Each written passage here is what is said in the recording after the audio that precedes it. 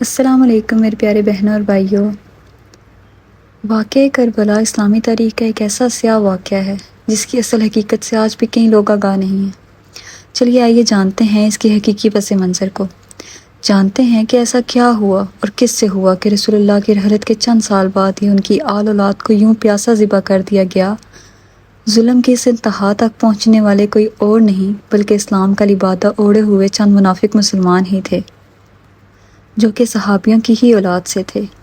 اس video میں بالکل آپ کو اہل بیت کے بارے میں رسول اللہ کے حدیث نہیں بتاؤں گی، کیونکہ اگر کسی نے ان کا احترام کرنا ہے تو اس کے لیے یہی بات کافی ہے کہ وہ رسول اللہ کا خون تھے، ان کی اولاد تھے، اور خاندان سے بڑھ کر، فیملی سے بڑھ کر، اپنے خون سے بڑھ کر کسی انسان کو بھی کوئی چیز نہیں ہوتی۔ یہ تو آج کا مسلمان، آج کا عام انسان بھی بات سمجھتا ہے۔ اب چلتے ہیں کربلا کی تاریخ کی طرف۔ اس کے لیے پہلے یہ سمجھنا ضروری ہے کہ امام حسین علیہ السلام اور یزید ملعون کا خاندان آپس میں کیسے ملتے ہیں اور ان کا آپس میں کیا رشتہ تھا۔ ہاں جی، حیران ہونے کی بات بالکل بھی نہیں ہے۔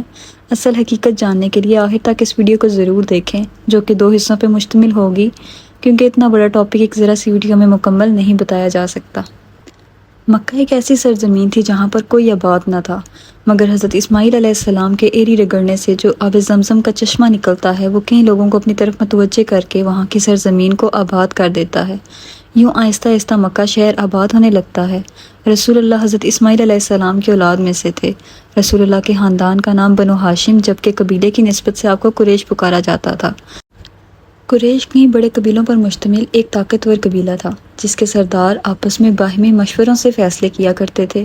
ان قبیلوں میں ہمیشہ ایک دوسرے پر سبقت لینے اور ایک دوسرے سے آگے نکلنے یا جیتنے کی ضد لگی رہتی تھی، جو کہ ایک اچھی حد تک موجود تھی۔ ان قبیلوں میں 2 قبیلے بہت ہی اہم اور طاقتور تھے، جن میں سے ایک بنو ہاشم، جو کہ رسول اللہ صلی اللہ علیہ وسلم اور امام حسین علیہ السلام کا قبیلہ تھا، اور دوسرا بنو امیہ، ابو سفیان اور یزید کا قبیلہ تھا۔ ان دونوں قبیلوں کے پاس الگ الگ ذمہ داریاں موجود تھیں۔ خانہ کعبہ کا متولی بنو ہاشم کو بنایا گیا تھا، جبکہ فوج کی سپہ سالاری اور ذمہ داری بنو امیہ کے قبیلے کے پاس تھی۔ یعنی کہ دنیاوی طاقت کے لحاظ سے بنو امیہ، جبکہ دینی طاقت کے لحاظ سے بنو ہاشم کا رتبہ عربوں میں بہت زیادہ تھا۔ مگر ان دونوں قبیلوں کا تعلق حضرت اسماعیل علیہ السلام کی نسل سے تھا، کیونکہ ان دونوں قبیلوں کا تعلق 5ویں نسل سے جا کر عبد مناف سے جا کر ملتا ہے۔ عبد مناف کے بہت سے بیٹے تھے، مگر 2 بیٹے تاریخ میں اپنی نسل سے بہت مشہور ہوئے۔ ایک بیٹے کا نام ہاشم، جبکہ دوسرے کا نام عبد الشمس تھا۔ ان دونوں قبیلوں کے درمیان ہمیشہ اچھی چیزوں کو لے کر مقابلہ لگا رہتا اور یہ ایک دوسرے پر سبقت حاصل کرنے کی کوشش کرتے رہتے، مگر یہ حسد اور منفی مقابلے کی شکل اس وقت اختیار کر گیا جب اللہ نے قبیلہ بنو ہاشم کو نبوت سے نوازا اور اس میں رسول اللہ صلی اللہ علیہ وسلم پیدا ہوئے۔ ہاشم سے ان کے بیٹے عبد المطلب پیدا ہوئے، جو کہ رسول اللہ کے دادا تھے۔ ان کے کئی بیٹے تھے، جن میں سے سب سے مشہور حضرت عبداللہ تھے، جو کہ رسول اللہ صلی اللہ علیہ وسلم کے والد تھے، اور چچا عباس، چچا ابو طالب اور چچا حمزہ مشہور ہوئے۔ حضرت عبداللہ سے آپ صلی اللہ علیہ وسلم کی ولادت ہوئی، اور آپ کے چچا ابو طالب کے 3 بیٹے عقیل، جعفر اور طالب تھے۔ حضرت طالب سے امام علیہ السلام کی ولادت ہوئی، پھر رسول اللہ صلی اللہ علیہ وسلم کی بیٹی اور جنت کی عورتوں کے سردار حضرت فاطمہ سلام اللہ علیہا سے امام علیہ السلام کا نکاح ہوا، جن سے حضرت امام حسن علیہ السلام، امام حسین علیہ السلام اور بی بی زینب علیہ السلام پیدا ہوئے۔ امام علیہ السلام نے بی بی فاطمہ سلام اللہ علیہا کی شہادت کے بعد کئی شادیاں کی، جن میں سے 2 بیٹے بہت مشہور ہوئے، ایک عباس اور ایک محمد بن حنفیہ۔ اب چلتے ہیں بنو امیہ خاندان کی طرف۔ عبد الشمس کے 2 بیٹے تھے، امیہ اور ربیہ۔ ربیہ کے بیٹے تھے ابو حذیفہ اور ولید، اور بیٹی کا نام تھا ہندہ۔ یہ وہی ہندہ ہے جو ابو سفیان کی بیوی تھی اور جس نے جنگ احد میں ایک حبشی غلام سے کہہ کر حضرت حمزہ علیہ السلام کا قتل کروایا، ان کی لاش کی بے حرمتی کی اور کلیجہ چبایا، کیونکہ جنگ بدر میں حضرت حمزہ علیہ السلام نے اس کے باپ عتبہ، چچا شیبہ اور بھائی ولید کو مار کر جہنم واصل کیا تھا۔ امیہ کے 2 بیٹے تھے، ضرب اور ابو الاس۔ قریش کی سپہ سالاری ان کے پاس موجود تھی۔ ابو الاس کے 2 بیٹے تھے، حکم اور عفان۔ عفان کے بیٹے تھے عثمان، جو کہ مسلمانوں کے تیسرے خلیفہ بھی تھے۔ حکم کا بیٹا تھا مروان، جس کے آگے سے 3 بیٹے تھے، عبدالعزیز، عبد الملک اور محمد۔ مروان سے حکومت عبد الملک اور پھر سلیمان کے پاس گئی، اور سلیمان نے آگے سے حکومت اپنے کزن عمر بن عبدالعزیز کے حوالے کر دی۔ اب چلتے ہیں ضرب کی طرف، جس کا بیٹا تھا ابو سفیان۔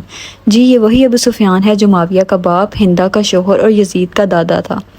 یہ ایک خدائی اختیار تھا کہ وہ جس خاندان میں چاہے رسول بیچ کر اس کی شان بڑھا دے، اور بس اس بات کا حسد بنو امیہ میں زور پکڑ گیا اور ان کی نسلوں تک چلتا رہا۔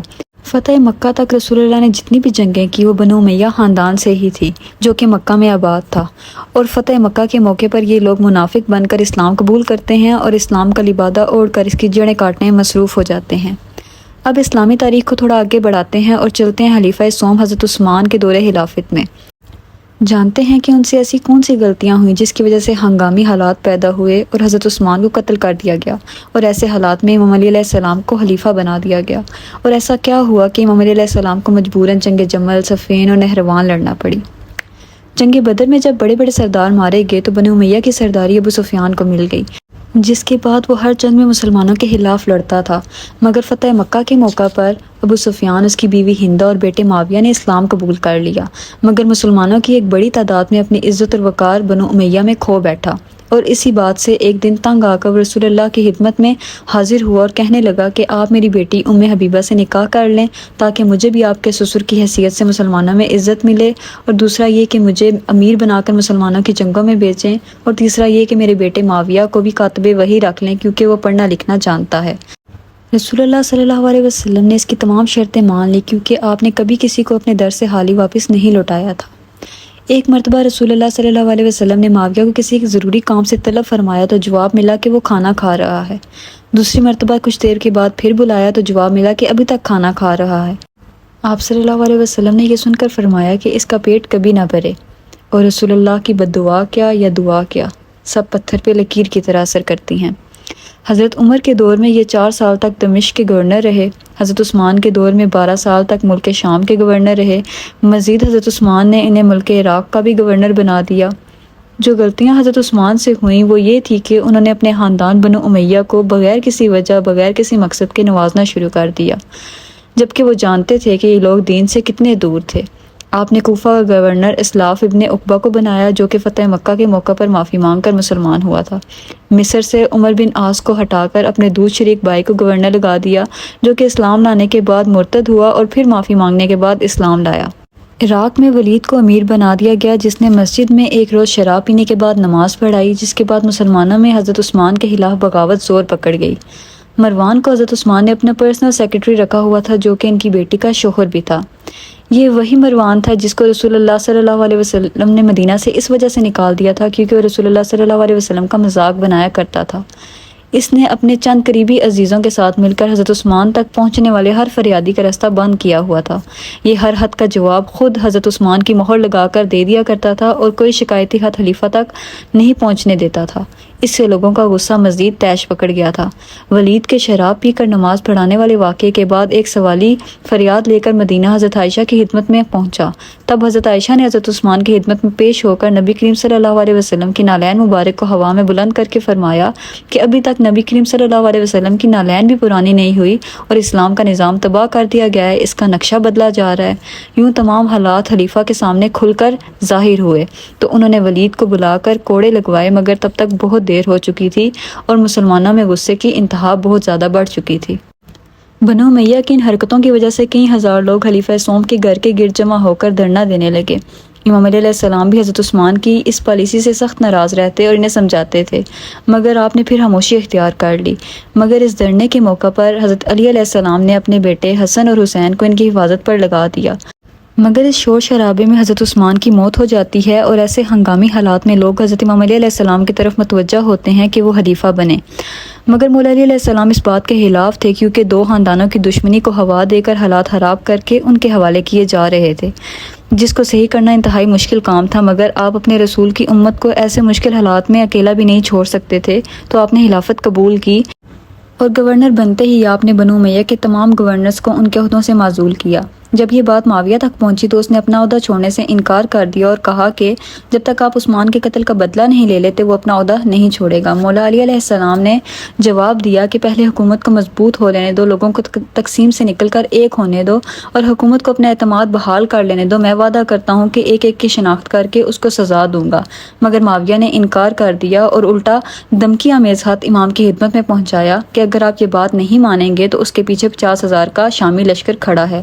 مولا علی علیہ السلام نے جواب دیا کہ میرے پاس امت مسلمہ ہے، اللہ کا قرآن ہے اور نبی کی سنت ہے۔ امام علی علیہ السلام لشکر لے کر شام کی جانب نکلتے ہیں اور اسی دوران طلحہ اور زبیر مکہ سے مدینہ حضرت عائشہ کی خدمت میں حاضر ہوتے ہیں اور کہتے ہیں کہ آپ ہمارے ساتھ بصرہ چلیں، ہم وہاں معاویہ کے لشکر کے ساتھ مل کر حضرت علی کو پریشرائز کریں گے اور ان سے کہیں گے کہ آپ عثمان کے قتل کا بدلہ لیں۔ حضرت عائشہ ان کے ساتھ روانہ ہوتی ہیں اور رستے میں یہ ایک خواب کے مقام پر قیام کرتے ہیں۔